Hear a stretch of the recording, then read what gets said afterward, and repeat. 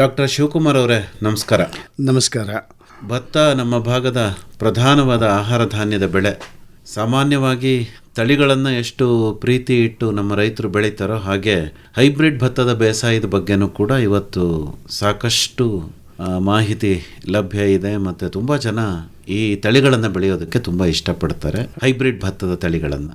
ತಾವು ಇವತ್ತಿನ ದಿವಸ ಈ ಹೈಬ್ರಿಡ್ ಭತ್ತ ಅಂದ್ರೇನು, ಇದನ್ನು ಯಾವ ರೀತಿ ಬೆಳಿಬೇಕು, ಏನೆಲ್ಲ ಅನುಕೂಲತೆಗಳು ಇದರಲ್ಲಿದ್ದಾವೆ, ಈ ಭತ್ತವನ್ನು ಬೆಳೆಯುವಾಗ ಏನೆಲ್ಲ ಚಾಲೆಂಜಸ್ ಬರ್ತವೆ, ಮತ್ತು ವಿಶೇಷವಾಗಿ ಬೀಜೋತ್ಪಾದನೆ, ಹೈಬ್ರಿಡ್ ಭತ್ತದ ಬೀಜೋತ್ಪಾದನೆಯಲ್ಲೂ ಕೂಡ ನಮ್ಮ ಭಾಗದ ಕೃಷಿಕರು ತೊಡಗಿಸ್ಕೋಬೋದಾ, ಉತ್ತಮ ಗುಣಮಟ್ಟದ ಬೀಜವನ್ನು ಉತ್ಪಾದನೆ ಮಾಡ್ಬೋದಾ, ಈ ಎಲ್ಲ ವಿಚಾರಗಳಿಗೆ ಸಂಬಂಧಪಟ್ಟಂತೆ ತಾವು ವಿವರವಾಗಿ ಮಾಹಿತಿಯನ್ನು ನೀಡಬೇಕು.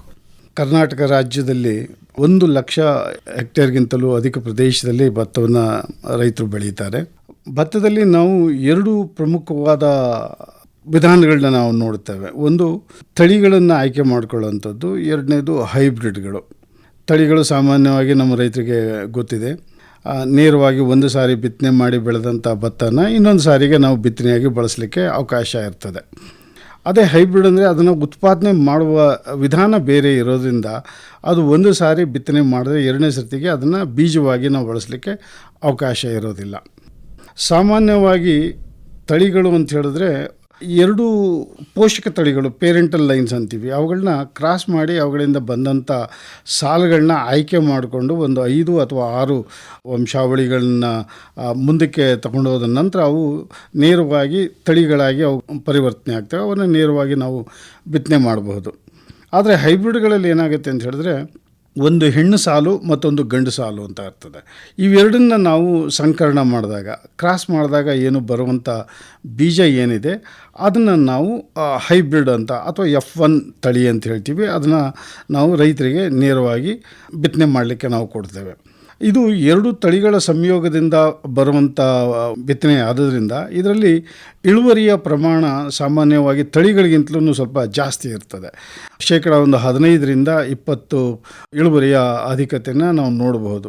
ಹಾಗಾಗಿ ಹೈಬ್ರಿಡ್ ಬಗ್ಗೆ ನಮ್ಮ ರೈತರಲ್ಲಿ ಒಲವಿದೆ. ಯಾಕಂದರೆ ಇಳುವರಿ ಜಾಸ್ತಿ ತೆಗೆಯೋದು ಈಗಿನ ಪರಿಸ್ಥಿತಿನಲ್ಲಿ ಅತ್ಯಂತ ಅವಶ್ಯಕ ಆದದ್ರಿಂದ ರೈತರಿಗೆ ಲಾಭದಾಯಕವಾಗಿ ಹೈಬ್ರಿಡ್ಗಳು ಈಗ ಗೋಚರಿಸ್ತಾ ಇದ್ದಾವೆ. ಹಾಗಾಗಿ ಹೈಬ್ರಿಡ್ಗಳನ್ನ ನಾವು ರೈತರಿಗೆ ಬೆಳೀಲಿಕ್ಕೆ ನಾವು ಹೇಳ್ತಾ ಇದ್ದೀವಿ. ಹೈಬ್ರಿಡ್ಗಳು ಮಾರ್ಕೆಟಲ್ಲಿ ಈಗ ಬಹಳಷ್ಟು ಚಲಾವಣೆಗೆ ಬಂದಿವೆ. ಖಾಸಗಿ ಕಂಪನಿಗಳಾಗಬಹುದು ಅಥವಾ ಈವನ್ ನಾವು ಯೂನಿವರ್ಸಿಟಿಗಳಲ್ಲಿಯೂ ಕೂಡ ನಾವು ಹೈಬ್ರಿಡ್ಗಳನ್ನ ಹೊಸದಾಗಿ ಕಂಡುಹಿಡಿದು ರೈತರಿಗೆ ನಾವು ಅದನ್ನು ಒದಗಿಸ್ಕೊಟ್ಟಿದ್ದೀವಿ. ಈಗಾಗಲೇ ಬೆಂಗಳೂರು ಕೃಷಿ ವಿಶ್ವವಿದ್ಯಾನಿಲಯದಲ್ಲಿ ಹೈಬ್ರಿಡ್ ಭತ್ತದ ಸಂಶೋಧನೆ ಸ್ಟಾರ್ಟ್ ಆದಾಗ ವಲಯ ಕೃಷಿ ಸಂಶೋಧನಾ ಕೇಂದ್ರದಲ್ಲಿ 1989ರಿಂದನೇ ಹೈಬ್ರಿಡ್ ಭತ್ತದ ಬಗ್ಗೆ ನಾವು ಸಂಶೋಧನೆಯನ್ನು ಪ್ರಾರಂಭ ಮಾಡಿದ್ವಿ. ಆನಂತರ ಇಡೀ ದೇಶದಲ್ಲಿ ಮೊದಲನೇದಾಗಿ ಹೈಬ್ರಿಡನ್ನು ನಾವು ಬಿಡುಗಡೆ ಮಾಡಿ ರೈತರಿಗೆ ಬೆಳೀಲಿಕ್ಕೆ ನಾವು ಒದಗಿಸ್ಕೊಟ್ಟಿದ್ವಿ. KRH1 ಅಂತ ಹೇಳುವಂಥ ಒಂದು ಹೈಬ್ರಿಡ್. ಅದಾದ ನಂತರ KRH2 ಮತ್ತು KRH4 ಅನ್ನುವಂಥ 2 ಹೈಬ್ರಿಡ್ಗಳನ್ನ ನಾವು ರೈತರಿಗೆ ಬಿಡುಗಡೆ ಮಾಡಿ ಕೊಟ್ಟಿದ್ವು. ರೈತರು ಅವುಗಳ ಬಗ್ಗೆ ಅತ್ಯಂತ ಹೆಚ್ಚಿನ ಒಲವನ್ನು ತೋರಿಸಿ ಬೆಳೀತಾ ಇದ್ದರು. ಇತ್ತೀಚಿನ ದಿನಗಳಲ್ಲಿ ಅದು ಹೈಬ್ರಿಡ್ಗಳ ಹೆಚ್ಚಿನ ಇಳುವರಿಯನ್ನು ನಾವು ಬಯಸ್ತಾ ಇದ್ದೀವಿ. ಆ ರೀತಿಯಲ್ಲಿ ರೈತರ ಜಮೀನುಗಳಲ್ಲಿ ನಾವು ನಿರೀಕ್ಷೆ ಮಾಡಿದಷ್ಟು ಪ್ರದೇಶಗಳಿಗೆ ಹೋಗ್ತಾ ಇಲ್ಲ. ಜೊತೆಗೆ ಏನಾಗಿದೆ ಅಂದರೆ, ಮಾರ್ಕೆಟಲ್ಲಿ ಸಣ್ಣ ಭತ್ತಕ್ಕೆ ಊಟಕ್ಕೆ ಬೇಡಿಕೆ ಇರೋದ್ರಿಂದ ಸಣ್ಣ ಭತ್ತದ ಹೈಬ್ರಿಡ್ಗಳನ್ನೇ ಜಾಸ್ತಿ ಬಯಸ್ತಾರೆ. ಇಲ್ಲ ಅಂತಂದರೆ ಅದು ವ್ಯಾಪಾರದ ದೃಷ್ಟಿಯಿಂದ ಅತ್ಯಂತ ದಪ್ಪ ಇರಬೇಕು. ಆ ರೀತಿಯಂಥ ಹೈಬ್ರಿಡ್ಗಳಾದರೆ ಮಾತ್ರ ಮಾರ್ಕೆಟಲ್ಲಿ ಹೋಗ್ತದೆ. ಮಧ್ಯಮ ಗಾತ್ರದ ಹೈಬ್ರಿಡ್ಗಳ ಚಲಾವಣೆ ನಮ್ಮಲ್ಲಿ ಅಷ್ಟಾಗಿ ರೈತರು ಅದನ್ನು ಇಷ್ಟಪಡ್ತಾ ಇಲ್ಲ. ಹಾಗಾಗಿ ನಮ್ಮಲ್ಲಿ ಇದುವರೆಗಾಗಿ ಹೆಚ್ಚಿನ ಹೈಬ್ರಿಡ್ಗಳೆಲ್ಲ ಮಧ್ಯಮ ಸಣ್ಣ ಗಾತ್ರದ ಹೈಬ್ರಿಡ್ಗಳಾಗೋದ್ರಿಂದ ರೈತರಿಗೆ ಅದು ಹೆಚ್ಚಿನ ಒಲವನ್ನು ತೋರಿಸ್ತಾ ಇಲ್ಲ ಅನ್ನೋದು ಒಂದು ಕಂಡು ಬಂದಿದೆ.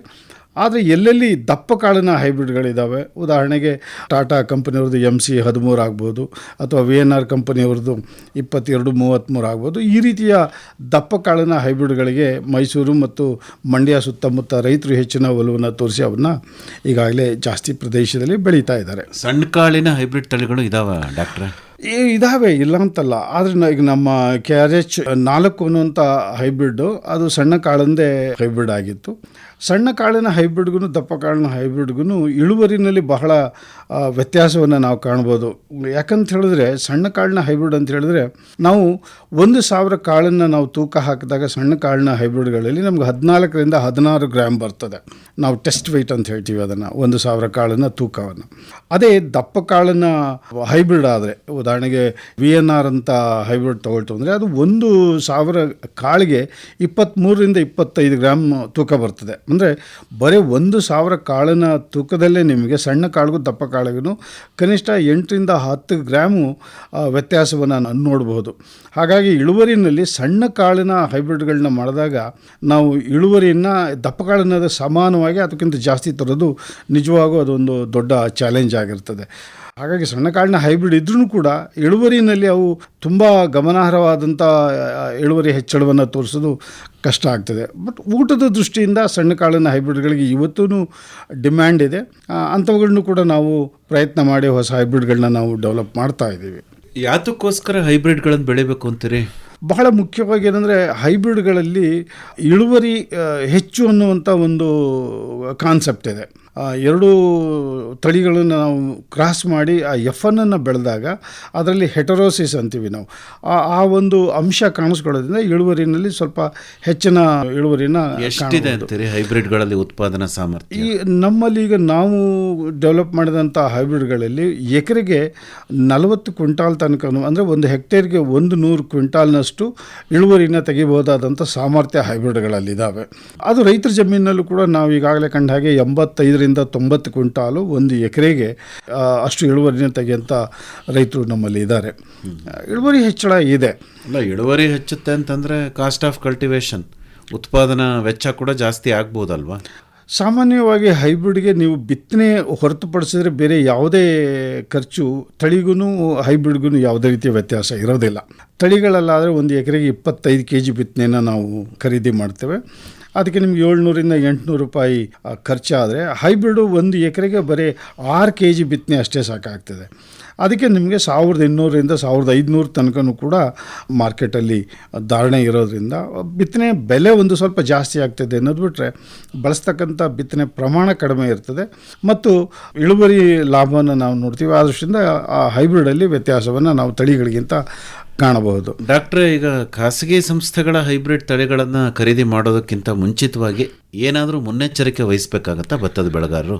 ಸಾಮಾನ್ಯವಾಗಿ ಹೈಬ್ರಿಡ್ಗಳು ಅಂತ ಹೇಳಿದಾಗ ಅದು ಬಿತ್ತನೆ ಉತ್ಪಾದನೆಯ ಸಂದರ್ಭದಲ್ಲಿ ಏನಾದರೂ ವ್ಯತ್ಯಾಸ ಆದರೆ, ಉದಾಹರಣೆಗೆ ಹೆಣ್ಣು ಗಂಡುಗಳನ್ನು ನಾವು ಕ್ರಾಸ್ ಮಾಡುವಾಗ ಅದರಲ್ಲಿ ಗಂಡು ಸಾಲಿಂದು ಪ್ರಮಾಣದಲ್ಲಿ ಏನಾದರೂ ವ್ಯತ್ಯಾಸ ಆಗಿ ಬೀಜ ಕರೆಕ್ಟಾಗಿ ಸೆಟ್ ಆಗಿಲ್ಲ ಅಂತ ಹೇಳಿದ್ರೆ ನಮಗೆ ರೈತರು ಬೆಳೆಯುವಂಥ ಬೆಳೆಯಲ್ಲಿ ಹೆಣ್ಣಿನ ಗಿಡಗಳು ಬರುವಂಥ ಸಾಧ್ಯತೆಗಳು ಜಾಸ್ತಿ ಇರ್ತದೆ. ಕೆಲವು ಸಂದರ್ಭದಲ್ಲಿ ಏನಾಗ್ತದೆ, ಹೆಣ್ಣು ಸಾಲನ್ನು ನಾವು ಉತ್ಪಾದನೆ ಮಾಡುವಾಗ ಅಲ್ಲಿ ಬಿ ಗಿಡಗಳು ಅಂತ, ಅದು ಬಿ ಸಾಲು ಅಂತ ನಾವು ಒಂದು ಸಾಲನ್ನು ಬಳಸಿರ್ತೇವೆ.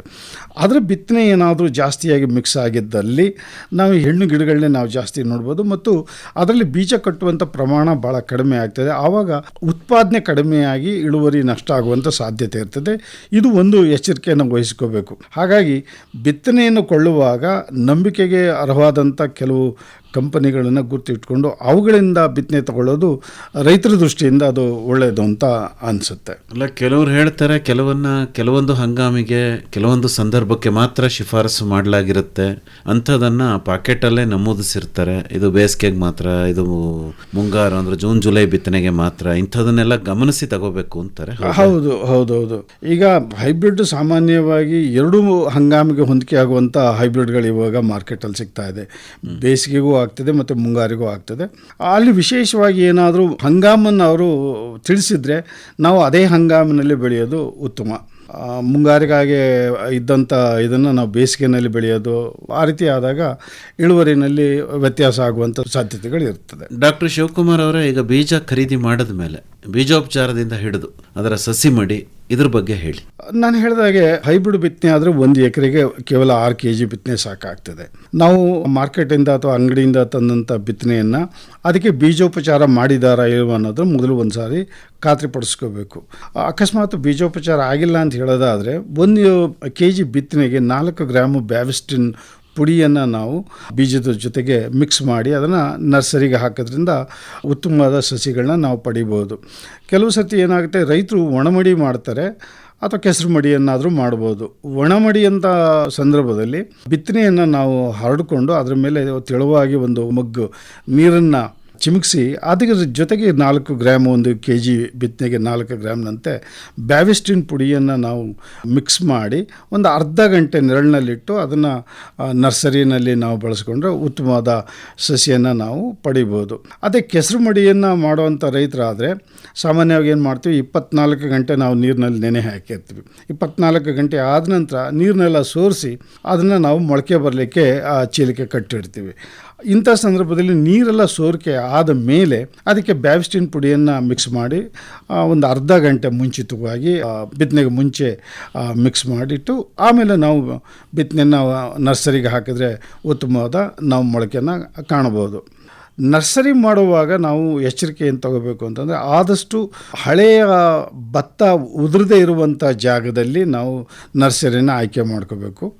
1-2 ಸಾರಿ ಚೆನ್ನಾಗಿ ಉಳುಮೆ ಮಾಡಿ ಆ ಕಳೆ ಆಗಲಿ ಅಥವಾ ಹಳೆಯ ಬಿತ್ತನೆ ಭತ್ತ ಏನಾದರೂ ಇತ್ತು ಅಂದರೆ ಅದನ್ನ ಮೊಳಕೆ ಬರೆಸಿ ಅದನ್ನು ನಾಶ ಮಾಡಿ ಆಮೇಲೆ ಹೊಸದಾಗಿ ಬಿತ್ತನೆ ಹಾಕೋದ್ರಿಂದ ಗದ್ದೆನಲ್ಲಿ ಈ ಮಿಕ್ಸ್ ಬೆರಕೆ ಬರುವಂಥ ಒಂದು ಸಂದರ್ಭಗಳನ್ನ ನಾವು ತಡೆಗಟ್ಟಬಹುದು. ಸಾಮಾನ್ಯವಾಗಿ ರೈತರ ಜಮೀನುಗಳಲ್ಲಿ ಹೈಬ್ರಿಡ್ ಭತ್ತದಲ್ಲಿ ಈ ಮಿಕ್ಸ್ಗಳ ಪ್ರಾಬ್ಲಮ್ ಸ್ವಲ್ಪ ನಾವು ಆವಾಗ ಕಾಣ್ತಾ ಇರ್ತೇವೆ.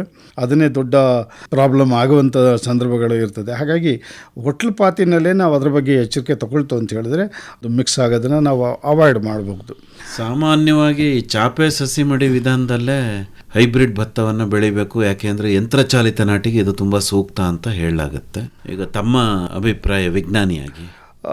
ಯಂತ್ರದಿಂದ ನಾಟಿ ಮಾಡೋದು ಸೂಕ್ತ. ಇತ್ತೀಚಿನ ದಿನಗಳಲ್ಲಿ ಆಳುಗಳ ಲಭ್ಯತೆ ಸ್ವಲ್ಪ ಕಷ್ಟ ಆಗೋದ್ರಿಂದ, ಸಮಯದಲ್ಲಿ ನಮಗೆ ಆಳುಗಳು ಸಿಕ್ಕದೇ ಇರೋದ್ರಿಂದ ಯಂತ್ರಚಾಲಿತ ನಾಟಿ ಬಹಳ ಉತ್ತಮ, ರೈತರಿಗೂ ಉಪಯೋಗ ಆಗ್ತದೆ ನಿಜ.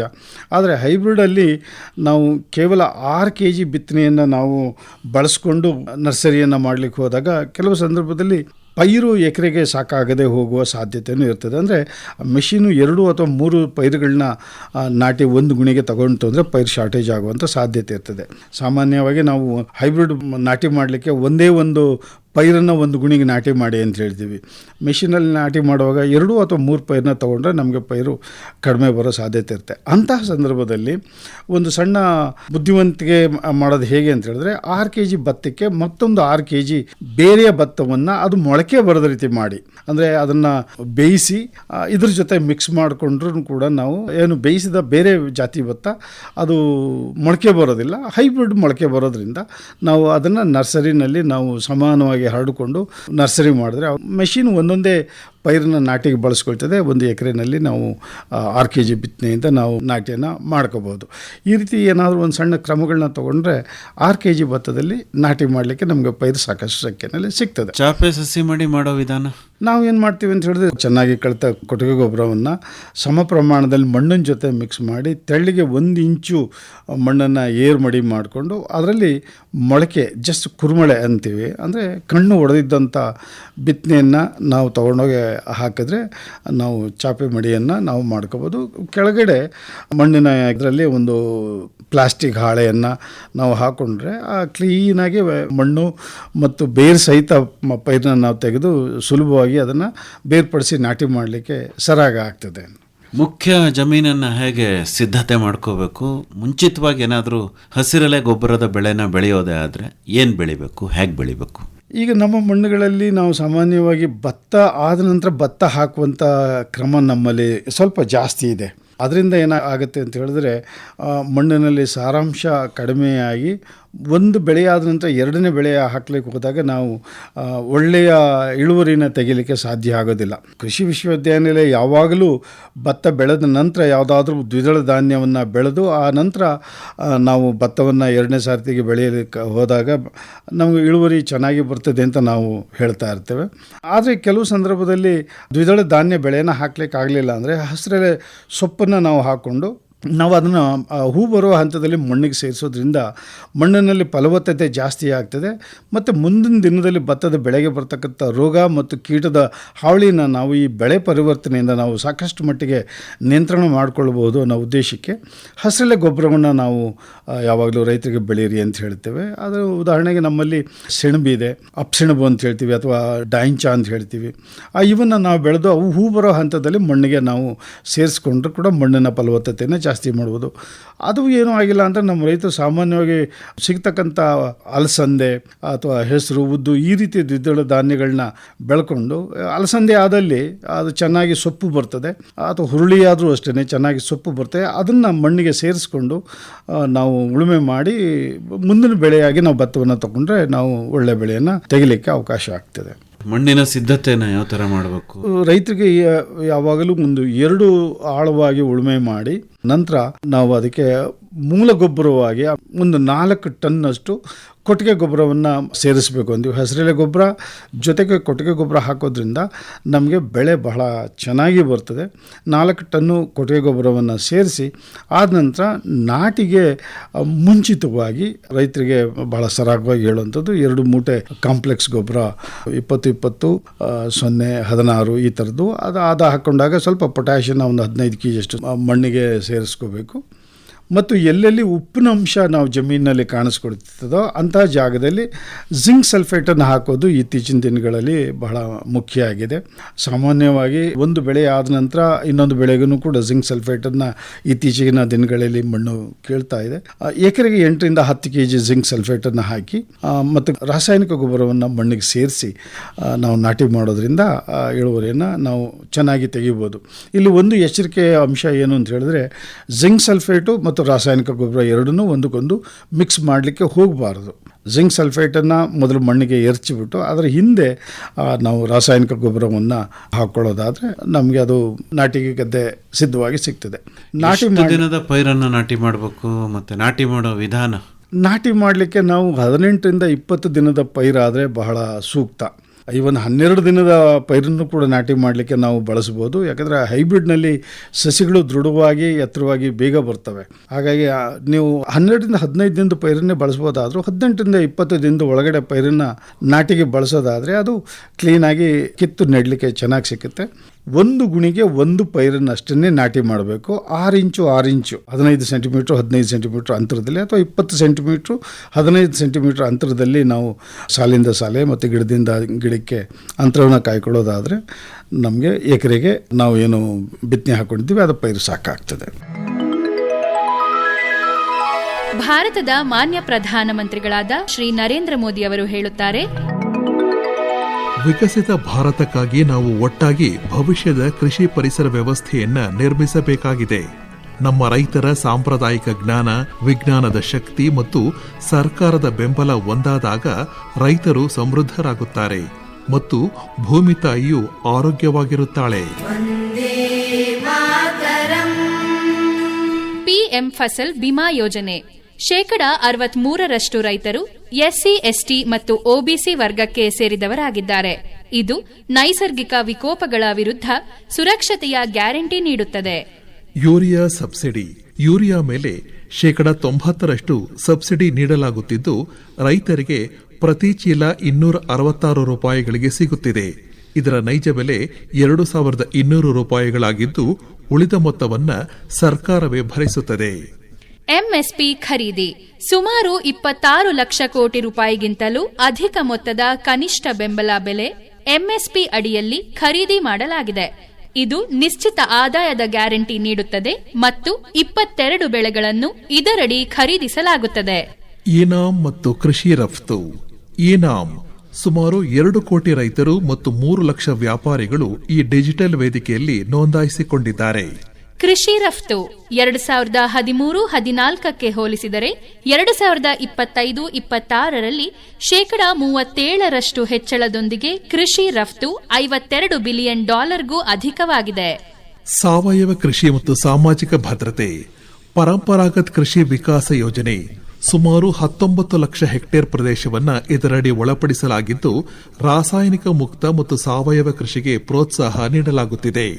ಪಿಎಂ ಕಿಸಾನ್ ಮಾನ್ ಧನ್ ಯೋಜನೆ 25 ಲಕ್ಷಕ್ಕೂ ಹೆಚ್ಚು ಸಣ್ಣ ಮತ್ತು ಅತಿ ಸಣ್ಣ ರೈತರು ನೋಂದಾಯಿಸಿಕೊಂಡಿದ್ದು ವೃದ್ಧಾಪ್ಯದಲ್ಲಿ ಆರ್ಥಿಕ ಭದ್ರತೆ ಒದಗಿಸುತ್ತದೆ. ಪರಿಸರ ಸ್ನೇಹಿ ಕೃಷಿ ನೀಮ್ ಕೋಟೆಡ್ ಯೂರಿಯಾ ಇದರಿಂದ 10,000 ಕೋಟಿ ರೂಪಾಯಿಗಳು ಉಳಿತಾಯವಾಗಿದ್ದು ಮಣ್ಣಿನ ಆರೋಗ್ಯ ಸುಧಾರಿಸಿದೆ. ಹವಾಮಾನ ನಿರೋಧಕ ತಳಿಗಳು 2014 ಮತ್ತು 2025 ನಡುವೆ 3,000ಕ್ಕೂ ಹೆಚ್ಚು ಹವಾಮಾನ ಬದಲಾವಣೆಯನ್ನು ತಡೆದುಕೊಳ್ಳುವ ಬೆಳೆ ತಳಿಗಳನ್ನು ಬಿಡುಗಡೆ ಮಾಡಲಾಗಿದೆ. ಬಜೆಟ್ ಮತ್ತು ಪಿಎಂ ಕಿಸಾನ್ ಬಜೆಟ್ ಹೆಚ್ಚಳ. ಕೃಷಿ ಸಚಿವಾಲಯದ ಬಜೆಟ್ 2013-14ರಲ್ಲಿದ್ದ 27,663 ಕೋಟಿಯಿಂದ 2026-27ರ ವೇಳೆಗೆ 5 ಪಟ್ಟು ಹೆಚ್ಚಾಗಿ 1.40 ಲಕ್ಷ ಕೋಟಿಗೆ ತಲುಪಿದೆ. ಗೊಬ್ಬರ ಸಬ್ಸಿಡಿ 75,000 ಕೋಟಿ ರೂಪಾಯಿಯಿಂದ 3 ಪಟ್ಟು ಹೆಚ್ಚಾಗಿ 2.21 ಲಕ್ಷ ಕೋಟಿ ರೂಪಾಯಿಗೆ ತಲುಪಿದೆ. ಪಿಎಂ ಕಿಸಾನ್ ಸಮ್ಮಾನ್ ನಿಧಿ ಯೋಜನೆಯಡಿ 4.3 ಲಕ್ಷ ಕೋಟಿ ಹಣವನ್ನು ನೇರ ನಗದು ವರ್ಗಾವಣೆ ಡಿಬಿಟಿ ಮೂಲಕ ರೈತರ ಖಾತೆಗೆ ಜಮಾ ಮಾಡಲಾಗಿದೆ. ವಾರ್ಷಿಕ 6,000 ರೂಪಾಯಿಗಳು 3 ಕಂತುಗಳಲ್ಲಿ. ಡಾಕ್ಟರ್ ಶಿವಕುಮಾರ್ ಅವರೇ, ಆರಂಭದಲ್ಲಿ ಬಹಳ ದೊಡ್ಡ ಸಮಸ್ಯೆ ಇರೋದೇ ಕಳೆಗಳ ನಿರ್ವಹಣೆ ಅಲ್ವೇ? ಹೌದು. ಯಾವ ರೀತಿ ಮಾಡ್ಕೋಬೇಕಾಗತ್ತೆ ಅಂತೀರಿ? ಮಣ್ಣನ್ನು ಸಿದ್ಧ ಮಾಡೋ ವಿಧಾನದಲ್ಲೇ ಜಮೀನನ್ನು ನಾವು ಕಳೆ ಮುಕ್ತವಾಗಿ ಮಾಡ್ಕೋಬೋದು. ಅಂದರೆ ಸಾಕಷ್ಟು ಪ್ರಮಾಣದಲ್ಲಿ ಕಳೆನ ನಾವು ನಿಯಂತ್ರಣ ಮಾಡ್ಕೊಳ್ಳಿಕ್ಕೆ ಸಾಧ್ಯತೆ ಇದೆ. ಬೇಸಿಗೆನಲ್ಲಿ ಒಂದು ಸಾರಿ ಚೆನ್ನಾಗಿ ಉಳುಮೆ ಮಾಡಿ ಬೇಸಿಗೆನಲ್ಲಿ ಜಮೀನನ್ನು ಒಣಗಲಿಕ್ಕೆ ಬಿಟ್ಟರೆ ತುಂಬ ಒಳ್ಳೆಯದು. ಹಾಗಿಲ್ಲ ಅಂತ ಪಕ್ಷದಲ್ಲಿ ಬೆಳೆ ಹಾಕದ ನಂತರ ಕಳೆನಾಶಕಗಳನ್ನು ಬಳಸುವಂಥ ಪ್ರಮೇಯ ಬರ್ತದೆ. ಯಾವಾಗಲೂ ಆಳುಗಳನ್ನ ಬಿಟ್ಟು ಕೈಯಿಂದ ಕಳೆ ಕೀಳೋದು ಬಹಳ ಉತ್ತಮವಾದ ಅಭ್ಯಾಸ. ಆದರೆ ಇತ್ತೀಚಿನ ದಿನಗಳಲ್ಲಿ ಆಳುಗಳ ಲಭ್ಯತೆ ಸ್ವಲ್ಪ ಕಷ್ಟ ಅಂತ ಅನ್ನೋದ್ರಿಂದ ಈಗ ಕಳೆನಾಶಕಗಳನ್ನು ರೈತರು ಬಳಸೋದು ವಿಧಿ ಇಲ್ಲದೆ ಮಾಡಬೇಕಾಗ್ತದೆ. ಈಗ ಉದಯಪೂರ್ವ ಕಳೆನಾಶಕ ಅಂತ ಸಿಗುತ್ತೆ, ಅಥವಾ ಕಳೆ ಬಂದ ನಂತರ ಬಳಸುವಂಥ ಕಳೆನಾಶಕಗಳು ಕೂಡ ಇದೆ. ಉದಯೋತ್ತರ ಕಳೆನಾಶಕ ಅಂತ ಹೇಳ್ತೀವಿ. ಈ ರೀತಿ ಕಳೆನಾಶಕವನ್ನು ಬಳಸ್ಕೊಂಡು ನಾವು ಕಳೆಗಳನ್ನ ನಾವು ಹತೋಟಿ ಮಾಡ್ಕೋಬಹುದು. ಏನು ನಾಟಿಯಾದ 3 ದಿನ ಅಥವಾ 4 ದಿನದ ಒಳಗಡೆಗೆ ಉದಯಪೂರ್ವ ಕಳೆನಾಶಕಗಳು ಸಿಗ್ತಾ ಇದ್ದಾವೆ. ಅವನ್ನ ನಾವು ಬಳಸ್ಕೊಂಡ್ರೆ ಕಳೆ ಮೊಳಕೆ ಬರಲಿಕ್ಕೆ ಮುಂಚೆನೇ ಅವು ನಾಶವಾಗೋದ್ರಿಂದ ಕಳೆ ಬಹಳ ಮಟ್ಟಿಗೆ ನಾವು ನಿಯಂತ್ರಣ ಮಾಡ್ಕೋಬೋದು. ಮತ್ತೊಂದು, ನಾಟಿಯಾದ 10 ದಿನಗಳಲ್ಲಿ ಕಳೆ ಮೊಳಕೆ ಬಂದು 2 ಎಲೆಯ ಹಂತದಲ್ಲಿದ್ದಾಗ ಉದಯೋತ್ತರ ಕಳೆನಾಶಕಗಳಿದ್ದಾವೆ. ಅವುಗಳನ್ನ ನಾವು ಬಳಸ್ಕೊಂತಂದರೆ ಬೆಳೆದಂಥ ಅದರ ಮೊಳಕೆ ಬಂದಿರುವಂಥ ಕಳೆಗಳು ಸಂಪೂರ್ಣವಾಗಿ ನಾಶವಾಗಿ ಜಮೀನಿನಲ್ಲಿ ನಾವು ಕಳೆ ಮುಕ್ತವಾಗಿ ಮಾಡ್ಕೋಬೋದು. ಬಟ್ ಏನೇ ಆದ್ರೂ ಕೂಡ ಜನಗಳನ್ನ ಬಿಟ್ಟು ಕಳೆ ಕೀಳಿಸೋದು ಅತ್ಯಂತ ಒಳ್ಳೆಯದು. ಅದರಿಂದ ಏನಂತ ಹೇಳಿದ್ರೆ ಮಣ್ಣು ಸಡ್ಲ ಆಗುತ್ತದೆ. ಗಿಡದ ಸುತ್ತ ನಾವು ಕೈ ಆಡಿಸೋದ್ರಿಂದ ಅಲ್ಲಿ ತೆಂಡೆ ಹೊಡಿಲಿಕ್ಕೆ ನಾವು ಉತ್ತೇಜನ ಕೊಟ್ಟಂಗಾಗಿ ಆ ಸಂದರ್ಭದಲ್ಲಿ ಅವು ಚೆನ್ನಾಗಿ ತೆಂಡೆ ಬಂದು ಬೆಳೆ ಉತ್ತಮವಾಗಿ ಬರ್ತದೆ ಅನ್ನೋದನ್ನು ನಾವು ಕಂಡಿದ್ದೇವೆ. ಸಾಮಾನ್ಯವಾಗಿ ಹೈಬ್ರಿಡ್ ಅಂದರೆ ಮನಸ್ಸಿಗೆ ಬರೋದು ಹೆಚ್ಚಿನ ಪ್ರಮಾಣದ ಒಳಸುರಿಗಳನ್ನು ಬೇಡುತ್ತೆ ಅಂತ. ಮೊದಲನೇದು ರಸಗೊಬ್ಬರ, ಎರಡನೇದು ನೀರಿರ್ಬೋದು, ಮತ್ತು ಮೂರನೇದು ಕೀಟ ರೋಗಗಳನ್ನು ಹತೋಟಿ ಮಾಡಬೇಕಾದಂತಹ ಸಿಂಪರಣೆಗಳು. ಈಗ ನೀರಿನ ವಿಚಾರದಿಂದ ಬರೋಣ. ಹೈಬ್ರಿಡ್ ಭತ್ತಕ್ಕೆ ನೀರಿನ ಅಗತ್ಯತೆ ಜಾಸ್ತಿ ಇದೆಯಾ ಅಥವಾ ಮಾಮೂಲಿ ಇದ್ದಷ್ಟೇ ನೀರು ಸಾಕೆ? ಹೈಬ್ರಿಡ್ ಭತ್ತ ಅಂತ ಹೇಳಿದ್ರೆ ನಾವು ಹೆಚ್ಚಿನ ನೀರು ಕೊಡಬೇಕಾದ ಅವಶ್ಯಕತೆ ಏನೂ ಇಲ್ಲ. ನಾವು ಏನು ತಳಿಗಳಿಗೆ ನಾವು ನೀರನ್ನ ಕಟ್ಟಿ ಬೆಳೆ ಬೆಳಿತೀವೋ ಅದೇ ರೀತಿ ಮಾಡಿದ್ರೆ ಹೈಬ್ರಿಡ್ನಲ್ಲೂ ಕೂಡ ಸಾಕಾಗ್ತದೆ. ಆದರೆ ಇನ್ನೊಂದು ವಿಷಯ ಏನು ಅಂತ ಹೇಳಿದ್ರೆ, ಹೈಬ್ರಿಡ್ ಭತ್ತಗಳಿಗೆ ಸ್ವಲ್ಪ ಮಟ್ಟಿಗೆ ಬರವನ್ನು ಅಥವಾ ಕಡಿಮೆ ನೀರನ್ನ ತಡ್ಕೊಂಡು ಬೆಳೀತಕ್ಕಂಥ ಶಕ್ತಿ ಇರ್ತದೆ. ಹಾಗಾಗಿ ಹೈಬ್ರಿಡ್ಗೆ ನಾವು ಆಲ್ಟರ್ನೇಟಿವ್ ವೆಟ್ಟಿಂಗ್ ಆ್ಯಂಡ್ ಡ್ರೈಯಿಂಗ್ ಅಂತ ಹೇಳ್ತೀವಿ. ಅಂದರೆ ಒಂದು ಸಾರಿ ನೀರು ಕಟ್ಟಿ ಮಣ್ಣು ಒಣಗುವ ಹಂತಕ್ಕೆ ಬಂದಾಗ ಮತ್ತೆ ಹಿಂದೆ ನೀರು ಕೊಟ್ಟರೆ ಸಾಕಾಗ್ತದೆ. ಗದ್ದೆನಲ್ಲಿ ಸಂಪೂರ್ಣವಾಗಿ ನೀರು ನಿಲ್ಲಿಸ್ಕೊಂಡೇ ಭತ್ತವನ್ನು ಬೆಳಿಬೇಕು ಅನ್ನುವಂಥ ಯಾವ ಪ್ರಮೇಯನೂ ಇಲ್ಲ. ಈಗ ಬರ್ತಕ್ಕಂಥ ತಳಿಗಳು ಎಲ್ಲವಕ್ಕೂ ಕೂಡ ಸಾಮಾನ್ಯವಾಗಿ ತೇವಾಂಶ ಜಮೀನಿನಲ್ಲಿದ್ದರೆ ಸಾಕು, ಅದನ್ನು ಬಳಸ್ಕೊಂಡು ಬೆಳೆಯುವಂಥ ಶಕ್ತಿ ಇರುವಂಥ ತಳಿಗಳು ಮತ್ತು ಹೈಬ್ರಿಡ್ಗಳು ಈಗ ಮಾರ್ಕೆಟಲ್ಲಿ ಸಿಗ್ತಾ ಇದ್ದಾವೆ. ಪೋಷಕಾಂಶ ಸಾಮಾನ್ಯವಾಗಿ ಹೈಬ್ರಿಡ್ ಅಂದರೆ ಹೆಚ್ಚಿನ ಪೋಷಕಾಂಶವನ್ನು ಬಯಸ್ತವೆ ಅಂತ ಹೇಳಿದ್ರು ಕೂಡ ನಾವು ಹೆಚ್ಚಿನ ಪೋಷಕಾಂಶವನ್ನು ಬಳಸಿದಾಗ ಬರುವಂಥ ಇಳುವರಿಗೂ ಅಥವಾ ನಾವು ತಳಿಗಳಿಗೆ ಬಳಸುವ ಗೊಬ್ಬರದ ಪ್ರಮಾಣವನ್ನು ಹೋಲಿಕೆ ಮಾಡಿದಾಗ ಹೆಚ್ಚಿನ ಗೊಬ್ಬರದಿಂದ ಸಿಗುವಂಥ ಅಧಿಕ ಇಳುವರಿ ಏನಿದೆ ಅದು ಮಾಮೂಲಿ ಗೊಬ್ಬರ ಬಳಕೆಯಿಂದ ಬರುವಂಥದ್ದಕ್ಕೂ ಏನು ಹೆಚ್ಚಿನ ವ್ಯತ್ಯಾಸ ಇರೋದಿಲ್ಲ. ಹಾಗಾಗಿ ನಮ್ಮ ಏನು ತೀರ್ಮಾನ ಅಂತ ಹೇಳಿದ್ರೆ, ತಳಿಗಳಿಗೆ ಎಷ್ಟು ಗೊಬ್ಬರವನ್ನು ಕೊಡ್ತಾ ಇದ್ದೀವಿ ಅಷ್ಟನ್ನೇ ಕೊಟ್ಟರು ಕೂಡ ನಮಗೆ ಇಳುವರಿನಲ್ಲಿ ಹೆಚ್ಚಿನ ವ್ಯತ್ಯಾಸ ಏನೂ ಆಗೋದಿಲ್ಲ. ಶಿಫಾರಸ್ ಏನಿದೆ ಡಾಕ್ಟರ್ ಶಿವಕುಮಾರ್ ಅವರೇ? ಮತ್ತೆ ಯಾವ್ಯಾವ ಹಂತದಲ್ಲಿ ಗೊಬ್ಬರ ಕೊಡಬೇಕಾಗತ್ತೆ ಅಂತೀರಿ? 40 kg ಸಾರಜನಕ, 20 kg ರಂಜಕ, 20 kg ಪೊಟ್ಯಾಷನ್ನ ನಾವು ಒಂದು ಬೆಳೆಗೆ ನಾವು ಬಳಸಬೇಕು ಅಂತ ಹೇಳ್ತೀವಿ.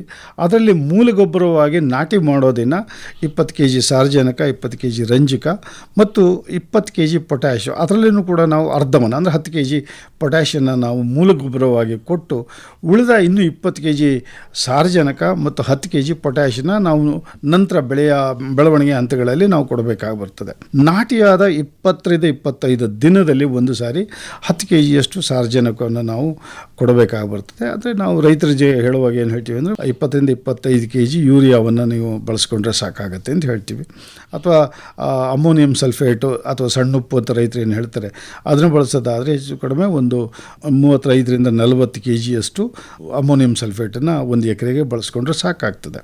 ಅದು ನಾಟಿಯಾದ 20-25 ದಿನಕ್ಕೆ ಒಂದು ಮೇಲ್ಗೊಬ್ಬರ ಕೊಡ್ತೀವಿ. ಎರಡನೇ ಮೇಲ್ಗೊಬ್ಬರವನ್ನು ನಾವು ಒಡೆ ಬರುವ ಹಂತ ಅಥವಾ ಹೊಟ್ಟೆ ಬರುವ ಹಂತ ಅಂತ ಹೇಳ್ತೀವಲ್ಲ, ಆ ಹಂತದಲ್ಲಿ ಆವಾಗ ಒಂದು 20 kg ಯೂರಿಯಾ ಮತ್ತು ಒಂದು 20 kg ಪೊಟ್ಯಾಷನ್ನ ನಾವು ಸೇರಿಸಿ ಎರಡನೇ ಮೇಲ್ಗೊಬ್ಬರವನ್ನು ಕೊಟ್ಟರೆ ಸಂಪೂರ್ಣ ಬಳಕೆಯನ್ನು ನಾವು ಬೆಳೆಯಲ್ಲಿ ನಾವು ನೋಡಬಹುದು. ಸಾಮಾನ್ಯವಾಗಿ ನಮ್ಮ ರೈತರು ಏನು ಮಾಡ್ತಾರೆ ಅಂತ ಹೇಳಿದ್ರೆ ಸಾರ್ವಜನಿಕ ಬಳಕೆಯಲ್ಲಿ ನಮ್ಮವರು ಸ್ವಲ್ಪ ಎಡುವುದು ಜಾಸ್ತಿ. ಮೂಲ ಗೊಬ್ಬರವನ್ನು ಕೊಡುವಾಗ ಸರಿಯಾದ ಪ್ರಮಾಣದಲ್ಲಿ ಸಾರಜನಕ, ರಂಜಕ, ಪೊಟ್ಯಾಷಿಯಂ ಮೂರನ್ನೂ ಕೊಟ್ಟಿರೋದಿಲ್ಲ. ಕೇವಲ ಯೂರಿಯಾ ಮಾತ್ರ ಕೊಟ್ಟಿರ್ತಾರೆ ಅಥವಾ DAP ಮಾತ್ರ ಹಾಕ್ಕೊಂಡು ನಾಟಿ ಮಾಡ್ಕೊಂಡಿರ್ತಾರೆ. ಹಾಗಾಗಿ ಅವ್ರಿಗೂ ಕೊಡುವ ಸಾರಜನಕ ಬಹಳಷ್ಟು ಮಟ್ಟಿಗೆ ವ್ಯತ್ಯಾಸ ಆಗ್ತದೆ.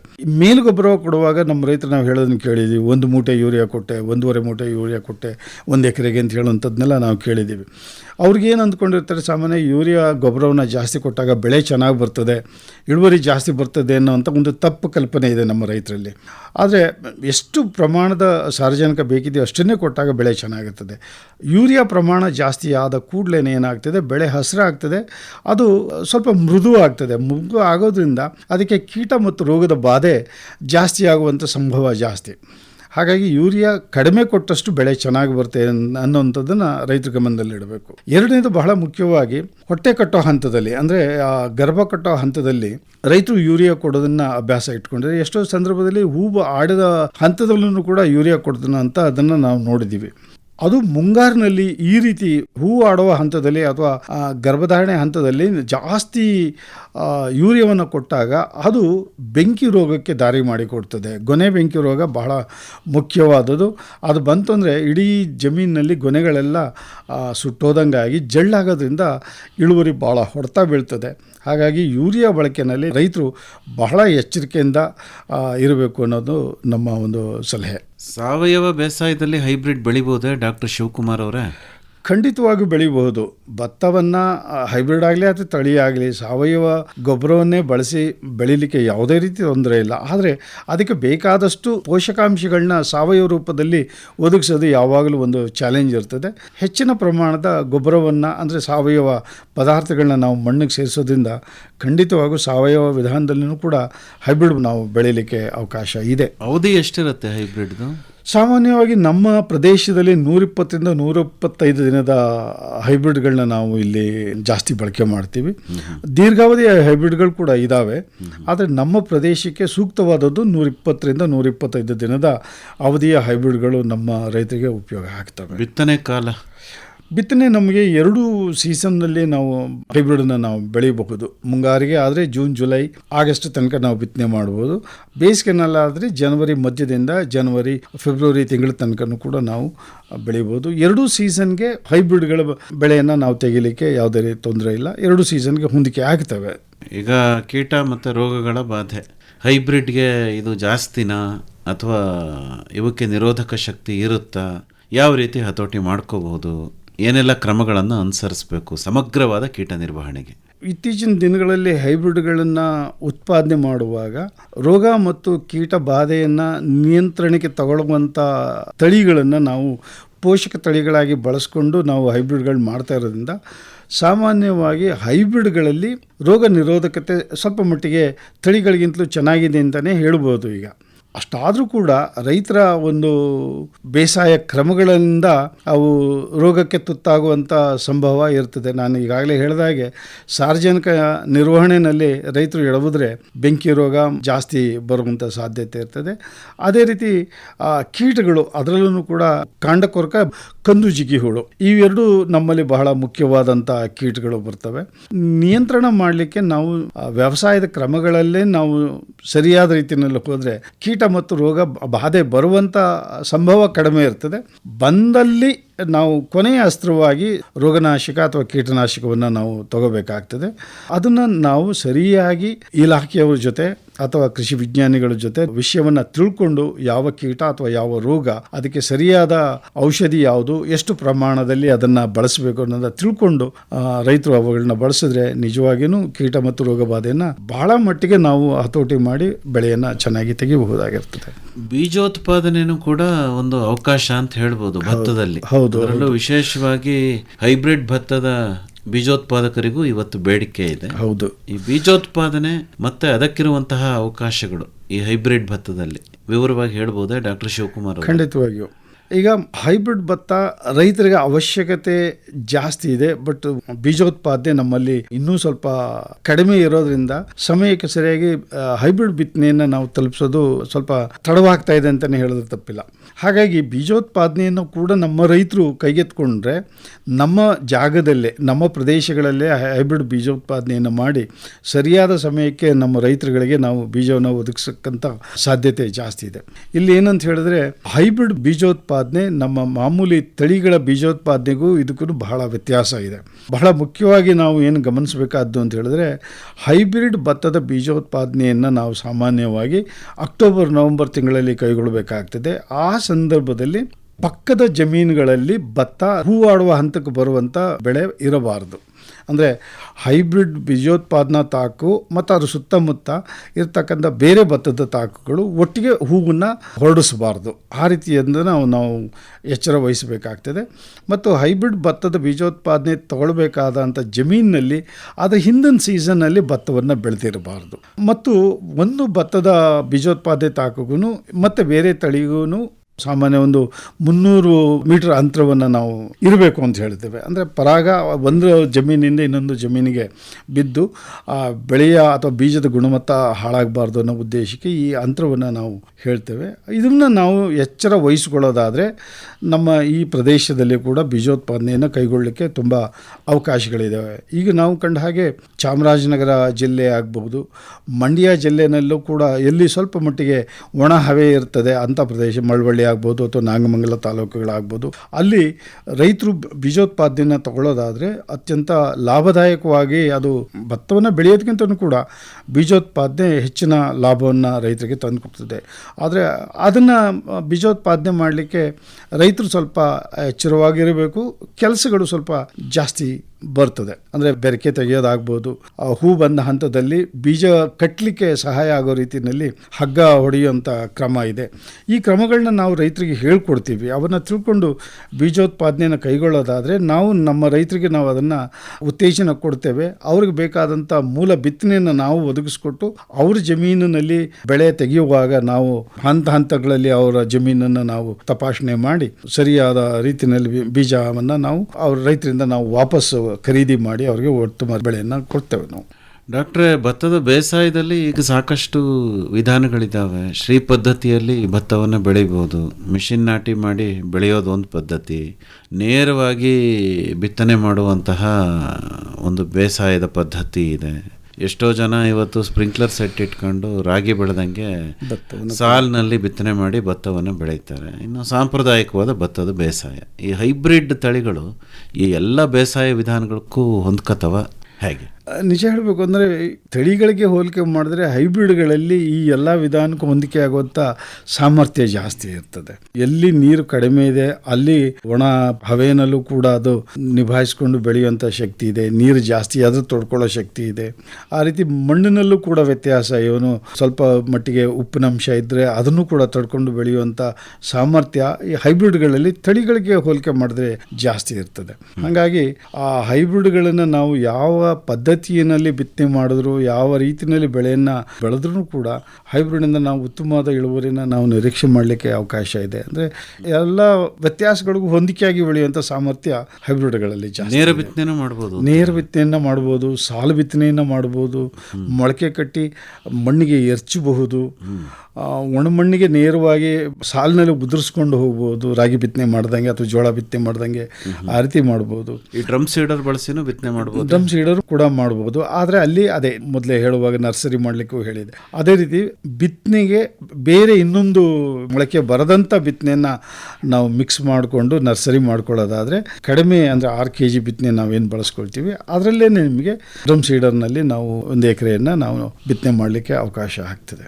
ಈ ಮಂಡ್ಯದ VC ಫಾರಂ ಕೃಷಿ ಮೇಳದಲ್ಲಿ ತಾವು ಹೈಬ್ರಿಡ್ ಭತ್ತವನ್ನು ಕೂಡ ಬೆಳೆದಿರ್ತೀರಲ್ಲ? ಹೌದು, ಈ ಸಾರಿ ನಾವು ಹೊಸದಾದ ಒಂದು ಹೈಬ್ರಿಡ್ KRH 11 ಅನ್ನೋದನ್ನ ನಾವು ಈ ಸತಿ ಬೆಳೆದು ರೈತರಿಗೆ ಪರಿಚಯ ಮಾಡಿಕೊಟ್ಟಿದ್ವಿ.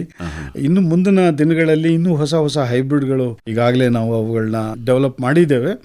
ಅವುಗಳನ್ನ ನಾವು ಟೆಸ್ಟ್ ಮಾಡ್ತಾ ಇರೋದ್ರಿಂದ ಕೆಲವೊಂದು ಹೈಬ್ರಿಡ್ಗಳು ಈಗಾಗಲೇ ಬಹಳ ಆಶಾದಾಯಕವಾಗಿ ಕಾಣಿಸ್ತಾ ಇದ್ದಾವೆ. ರೈತರ ಜಮೀನಿಗೆ ಮುಂದಿನ ವರ್ಷಗಳಲ್ಲಿ ನಾವು ಕೊಡ್ತೇವೆ. ನಾವು ಡಾಕ್ಟರ್ ಶಿವಕುಮಾರ್ ಅವರೇ, ಹೈಬ್ರಿಡ್ ಭತ್ತದ ಬೇಸಾಯಕ್ಕೆ ಸಂಬಂಧಪಟ್ಟಂತೆ ಹೆಚ್ಚಿನ ಮಾಹಿತಿಗಾಗಿ ತಮ್ಮನ್ನು ನೇರವಾಗಿ ಸಂಪರ್ಕ ಮಾಡಬೇಕು ಅಂದರೆ ಸಂಪರ್ಕಕ್ಕಾಗಿ ತಮ್ಮ ಮೊಬೈಲ್ ಸಂಖ್ಯೆ ಕನ್ನಡದಲ್ಲಿ ಹೇಳ್ಬೋದೇ? ಖಂಡಿತವಾಗಿಯೂ. ನನ್ನ ಮೊಬೈಲ್ ಸಂಖ್ಯೆ 9448284881. ಇನ್ನೊಂದು ಸರಿ 9448284881. ಇನ್ನೂ ಒಂದು ಸರಿ ಹೇಳ್ಬಿಡಿ. 9448284881. ಒಳ್ಳೆಯದು ಡಾಕ್ಟರ್ ಶಿವಕುಮಾರ್ ಅವರ, ಇದುವರೆಗೂ ಹೈಬ್ರಿಡ್ ಭತ್ತದ ಬೇಸಾಯಕ್ಕೆ ಸಂಬಂಧಪಟ್ಟಂತೆ ಬಹಳ ಉಪಯುಕ್ತವಾದ ಮಾಹಿತಿ ನೀಡಿದ್ರಿ. ವಂದನೆಗಳು, ನಮಸ್ಕಾರ. ಧನ್ಯವಾದಗಳು.